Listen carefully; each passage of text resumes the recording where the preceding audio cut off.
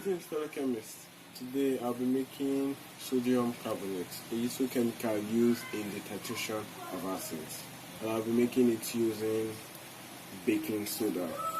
Here I have what they call a bicarbonate of soda, or the IUPAC name, sodium hydrogen tricarbonate, having the chemical formula of NaHCO3. I'm going to measure 5 grams of sodium hydrogen tricarbonate.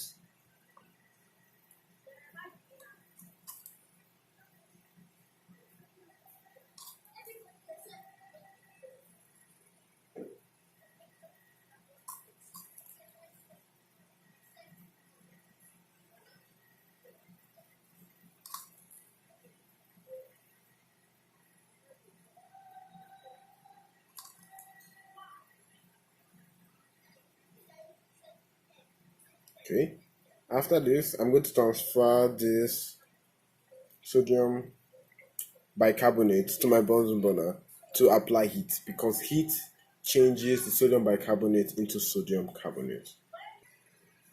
I have transferred the sodium bicarbonate to my Bunsen burner, and as I'm heating up the powder, it should intercede from sodium bicarbonate to sodium carbonate. The reaction happening is as follows. Heat applied to sodium bicarbonate will intercede it and turn it to sodium carbonate, but evolution of a gas like carbon dioxide and water.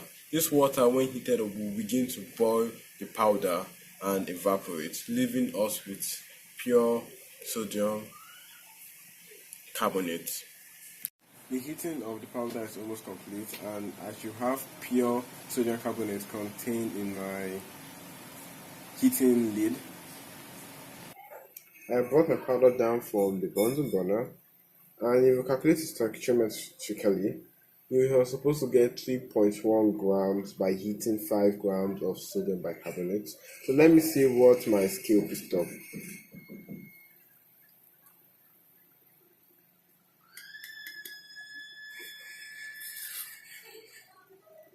Okay, it seems to be jogging around 3 to 4 grams. Okay, it's 3 now. So that means that the reaction was a complete success, and I should have pure sodium carbonate contained in this powder as I speak.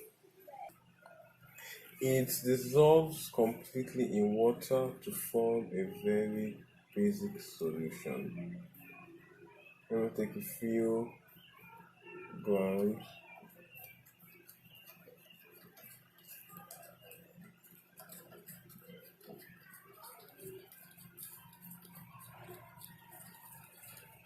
Okay, we have a clear solution. Quite clear. Checking the pH. Oh, that's about pH of 13. It's one pH of 14, that's good. This compound also reacts with acids to release carbon dioxide gas, and it can be used to check for the presence of H+ ions.